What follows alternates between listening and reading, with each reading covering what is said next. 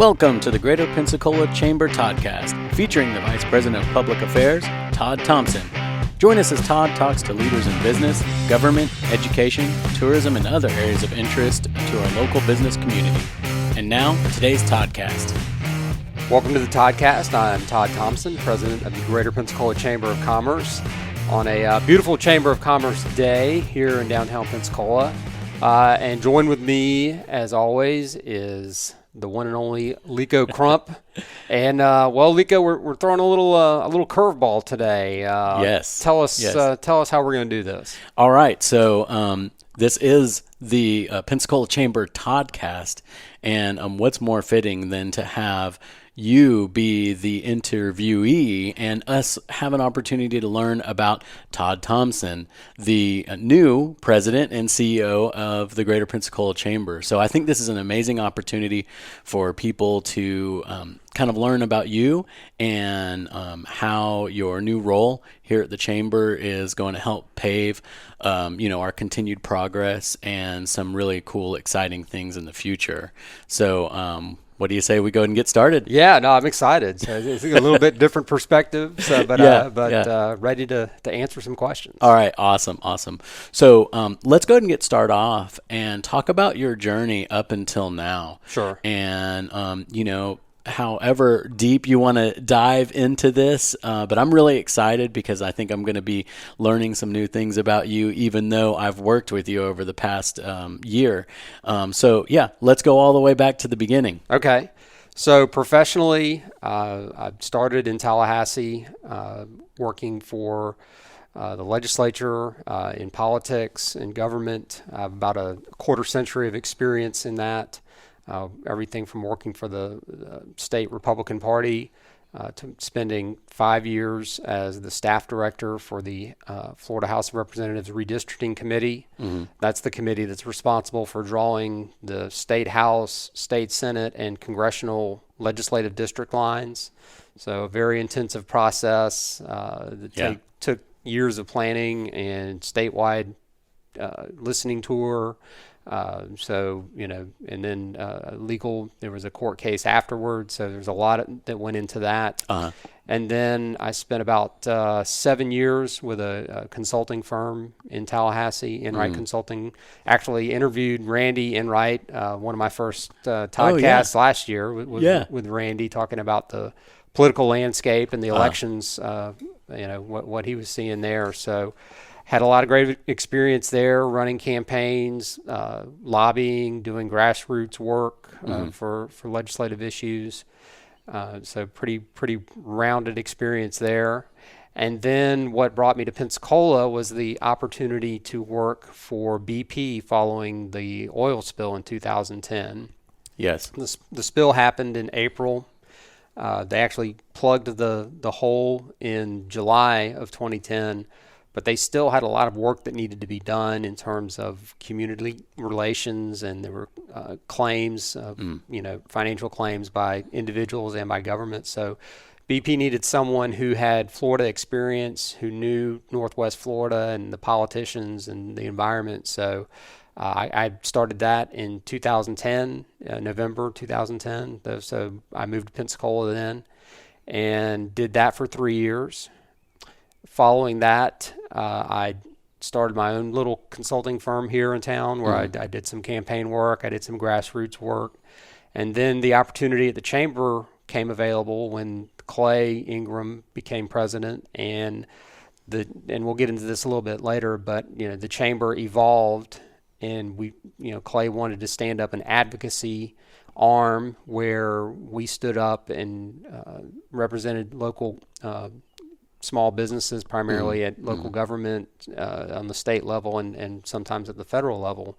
So that was something that Clay gave me the opportunity to come in and build that from scratch over the past 4+ years and to where we are now. So, and then, when Clay left, we hated to lose him. It was kind of a shock, really. I don't think anybody really thought that he was going. So it happened, and then kind of a whirlwind, but appreciative to the board for giving me this opportunity to be president and kind of build on what we've been able to do over the last few years. Sure. So, just going through that backstory, it makes sense how all the parts kind of work together to where you are now. Right. It's real easy to see how that road was actually paved kind of for you in a way, with you pushing, of course, Sure. and doing the hard work to make it happen. Right. But man, what a perfect fit. So, as you came on, you really built up that government advocacy. We already have the military affairs advocacy arm of the chamber. So many cool things. Now, you were talking about some of the changes that we had went through. So Right. I think that there are still people in our community that maybe don't know the dynamics of what the Pensacola Chamber is now, Right. and how it's different than what it was just a few years ago, say right before Clay came on. And, the difference is when we were with Visit Pensacola and Florida West, when all of that was one. So can you explain for someone who's just not familiar Sure. with that, kind of the breakdown? Right. So, and you kind of set it up very well.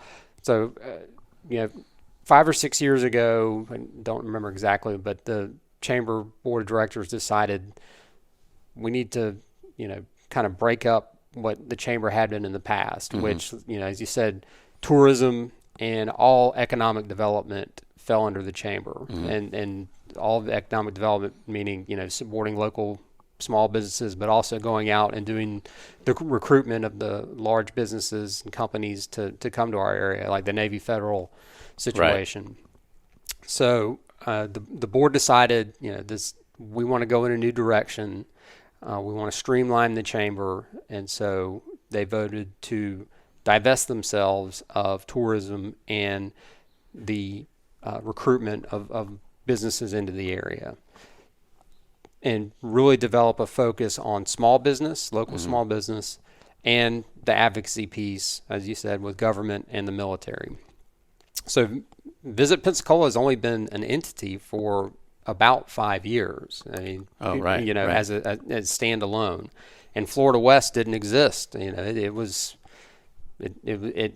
had to be born because Sure. of the change in focus. So Florida West is a very new agency, and so over the last few years, the chamber has taken that focus of advocacy and making sure that there are issues that if there are issues out there that need to be addressed, whether they're regulations or taxation or training, development, things that we can do to help small businesses primarily, we can be that voice. Sure. We can stand up for them in front of the county commission or the city council, ECUA, and say, hey, there's a problem. What can we do to fix this? Let's come up with a solution. And or it might be in some cases it's stopping things from happening. Sure. So it might sound like a good idea, and someone brings a proposal, but when you look at it and you analyze it from a business perspective, you see, well, this could cause problems. It might deter businesses from wanting to open or move into the area. So, right. So we've had a few instances where we've done that as well, taking a stance on, maybe we don't need to do this. Sure. You take a closer look. So, as a chamber, our focus is local. We want our small businesses to grow. We want people to feel confident that they can open a business here and be free from a lot of the regulations and red tape that in other communities you might have to go through to Right. open a business. That's important. That the small businesses understand the resources that are available to them. That whether it's working with the city or county government, or it's getting an answer on an issue. If I'm stuck. I need to. Who do I talk to deal with a sign permit or a drainage issue? Anything like that. We want to be sort of that intermediary that can help speed those processes along. Yeah, and so there are so many advantages that I have seen and that I have learned from the new dynamics, especially with the 3 different organizations. Visit Pensacola and Florida West and the Chamber. We all get to really laser focus on the things that we do best, Right. and we get to really focus on the things that are going to make the greatest impact for that specific role. And then on top of that, to see all 3 organizations, you and Scott Luth and Steve Hayes, to still be able to collaborate with each other, Right. and still kind of work as a one organism for the community as a whole, Right. but then still work independently. And for us to be able to now be I guess the term would be an honest broker for the businesses, and to be able to fight them without worrying, about anything else other than the health of the economy and the businesses. Such an amazing place that we're in now. Right. So when it comes to the Chamber and just how it has evolved over the last few years, what would you say that we are now? What are Right. we doing now, and what are we now? Right. So it's a great question, because when the Chamber did the split, there was a lot of uncertainty. I think the community, didn't understand exactly what the Chamber was going to do, what it stood for. So over the last few years, we've done a lot of analyzing, we've done a lot of planning, and we're really at a point now where and we've got some initiatives we'll be rolling out soon, but we can really be that convener for all of the organizations. Some of them you mentioned, Visit and Florida West, but there's Achieve Escambia, there's First Place Partners, Pensacola Young Professionals. There are a lot of organizations that have either sprung up or have grown and evolved over the last few years. Sure. And one of the visions I have is to bring those organizations together. Let's figure out, kind of like you said, who's working on what. And so we're not duplicating efforts, and we're coming up with sort of that plan for the community. Who's taking a piece, who's work. As the Chamber, like I mentioned earlier, our focus is really small businesses, the businesses that need resources here locally, that may need a little help. We want to be that resource for them. But so, us doing that piece there, Sure. but explaining that to the community, knowing that's a piece of the puzzle of the overall economic picture.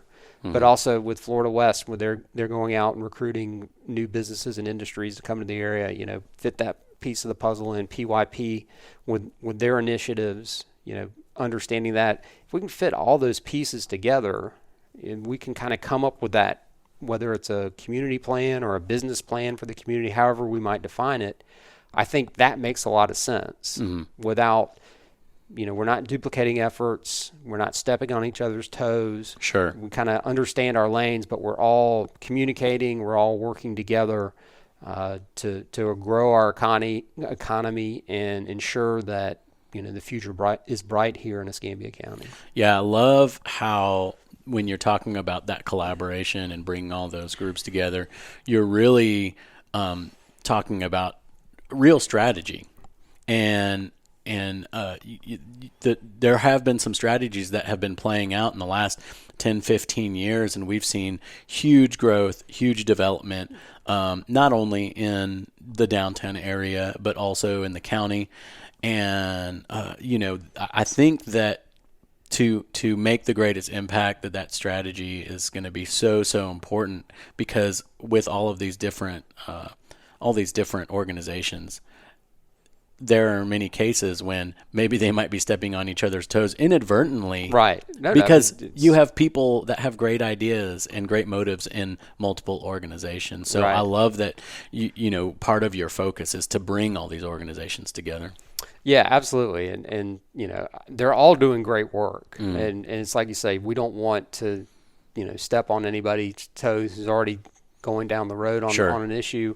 But maybe we can complement what they're doing in some right, way. But right. again, it's that communication piece, so we know who's doing what, and can understand. Okay, well they're handling that. Well, let's look at this, and something that's important to me that you'll be seeing more out of the chamber is doing surveys for our membership, just to understand, what are they facing, what are they seeing out there that is important, what issues are they running into that they need help with. Sure. And really the only way to know that, we all go, to have breakfast and we hear the chatter, but to me, if you're not reaching out to the business community as a whole in a broad sense and getting that data, then you don't really know. Right. So that's important to me as well. More surveys, more data, so we can, when we make decisions as a board, that we have documentation and a real understanding of the strategy. Yeah, it's like that wisdom and listening go closely together, right. And to know that we as the chamber will be actively listening more.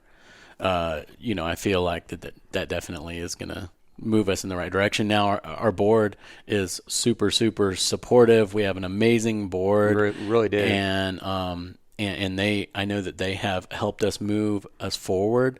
But before we jump forward into the future, can you tell me some of the things that we are currently doing?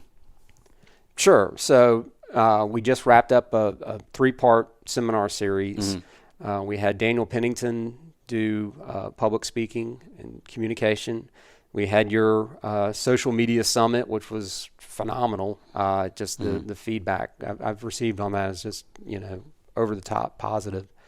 And then we had a specific sales with Brian Lay, a sales seminar, which was, also a very good, and it was smaller because we wanted just salespeople there. Sure. to get that information. But these are the types of things that we'll be doing more of and expanding on moving into the future. That, again, being that resource, being that place where you can come and, as part of your membership, I mean, these were free to our members. Sure. Come in and get that training that you don't, maybe even know about, that's out there, right. because it's you're so busy, you're running your business, you're trying to make sure that everything's working right, and you might be missing opportunities because you don't know how to reach out to people with social media, or maybe you're not communicating as well as you could be, just because you just don't have that training. So doing that, and I think there are opportunities where we'll work with the local government entities where we can bring them in. I mean, we've done workshops with the ECUA in the past, looking at expanding those with other entities, with local government and with some of the state organizations. That there are opportunities there that we can bring them in and do workshops here that will help businesses. So that's a big piece. Sure. Continuing to grow the advocacy piece. One thing that we're going to do starting probably in the fall is have a opportunity for local elected leaders come in and tell us what's happening. Oh, great, great. Have luncheon or breakfast or something like that where, okay, here's kind of your platform to tell us as the business community what is, local government doing to address the issues with local, with our local business community, and get some feedback, and then, probably some Q&A, something like that. So, I think it's important that again, communication, providing elected officials that opportunity to come in and address the business community, but also that we have opportunities to share our vision and our issues with them as well is important. Now, a couple things, like just recently there was a collaboration between the chamber and many of the dealerships in town for automotive dealerships. Can you touch on that? Because that's kind of a perfect example of how the chamber, is able to rally the business community to help move it along for the betterment of our local businesses. Right. So an issue that we worked on, and it's almost been a year now that we've been working on this. A group of local car dealerships came to us and said, "Hey, we have an issue. You have these out-of-town pop-up tent sales that come, and they set up, and people, buy a car. They get a big flyer in the mail that looks like, hey, come down, and you're going to get, either a big prize or you win a free car or, something." And some folks get down there and, there is no deal. There is no, prize. Right. And they end up buying a car, and they might end up with a really bad financing deal or a servicing deal, warranty. And they'll take their car to a dealership and say, "Oh, I'm having this issue, fix it." And the dealer says, I'll fix it, but I have to charge you. You don't have a warranty with me. I didn't sell you this car. Even though that's the type of car we sell here. Sure. You bought this somewhere, from this tent dealer, and they're not here. They pack up and leave, and, they're based in South Florida somewhere. So yeah, it's very difficult for the purchaser to go out and try to track these people down and have to, you might have to get an attorney. A very, very difficult situation. Sure. So we got all these dealers together, and we worked with the county commission, and they go through the application process for these tent dealers, and beef that up to make sure that those dealers are legit. Oh, right. That they're paying proper fees, and that there are protections for the consumers. So, oh man, that's great. Yeah. So, it was, a bit of a process. It took some time to kind of get there, but that's what we're here for. We're here to be that advocate again. I stood up in front of the county commission a couple of times to advocate on this, and I think we ended up in a good place. Excellent. So now, one thing that we haven't touched on yet, which is a big part of the Pensacola Chamber, is our relationships with the local military installations. Right. And we have Debbie Graham with us. She's doing a great job. But we've got this new thing that has formed just in the last year. Can you touch on what the West Florida Defense Alliance is? Absolutely. So this is a big initiative that will really be rolling out publicly very soon.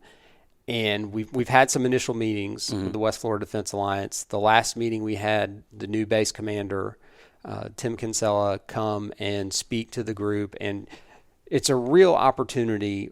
The three secretaries of the different military branches wrote a joint letter to the National Governors Association about a year ago saying, as we look at bases and moving missions between different bases, we're looking at the community around the base and what's happening there, what's happening with education, what's happening with spousal employment, what's happening with licensure.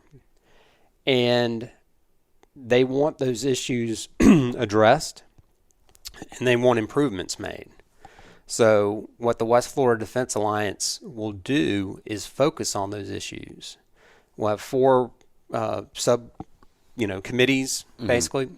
And, one of the committees is quality of life that's looking at, those types of issues. One is on cyber and everything that's happening in that space, and what are the opportunities there from the private side, 5G, things like that are happening. How can we help? Yeah. We've got a workforce group which will look at spousal employment and getting the resources. I mean, we've got great workforce businesses here that they have jobs, and they have programs that can help connect spouses, military spouses, with jobs. But it's just getting all those resources into one place and getting those out to the base and making sure that they understand what resources are available. And then what's called a P4, which is public public-private partnerships, working with the different local governments, maybe the state government, on some agreements that can help the base. So, right. So those groups have been meeting, but we're really going to be explaining the West Florida Defense Alliance to the public at large, so they understand the defense industry has a $7.6 billion a year impact in Escambia County alone, 60,000 jobs. And the West Florida Defense Alliance is a 2-county initiative. It's not just Escambia County. Okay. So if you take Escambia and Santa Rosa County together, it's $9 billion a year economic impact and 75,000 jobs. So, we have to do what we can as a community to improve the quality of life here for our military. Make sure that we understand the issues so we can do. I mean, sometimes it's, again, it's that communication piece. We have to understand what they need and what's possible from the outside, what we can do to address those issues. So it's a big initiative, and we're going to be really asking the community to be a part of it because, we like to say we're a military-friendly community. Right. But, this is a real opportunity to show it and really make sure that we can not just maintain what we have, but grow and bring new missions in and continue to grow that economy. And one other thing I'd like to talk about, another initiative that we'll be rolling out soon is really, we want to give our members more opportunities to get their message out. So it's a little premature, but we'll be rolling something out here late, probably in the summer, that will provide our members more opportunities to get engaged, to get their message out, to be a part of our programming and events. Awesome. It's important to me that we're reaching out and touching. We have over 1,150 members, and we want to make sure they all feel like they're a part of what's happening at the chamber. Right.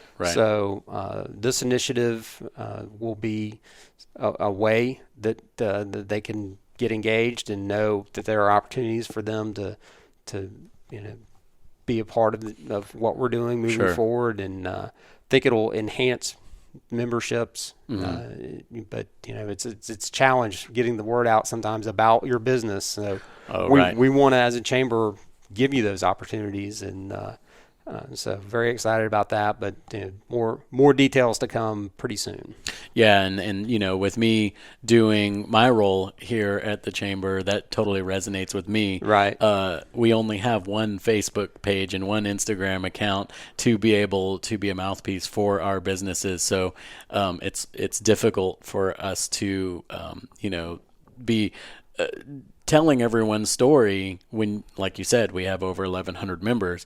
And so love that there's going to be more opportunities for us to be able to give people that loudspeaker, to help tell their story. So that's really, really exciting. Yeah. Well, as we close this up, is there anything that you want to go ahead and tell the listeners? If there are things down the road that you want to mention that you haven't already mentioned, because I know we've peeked into the future already. Right. But what are kind of your lasting thoughts? Again, it's bringing these organizations that are doing a lot of good work. Kind of being that convener. Again, as a chamber with over 1,100 members, we touch a lot of the business community, and we want to, kind of stand up and be that beacon for businesses in Escambia County. So bringing those other organizations together, working with them, communicating with them, coming up with, let's all move in the same direction, having that strategy. So we can continue to grow our economy and make sure our businesses are successful. I think that's very important to me.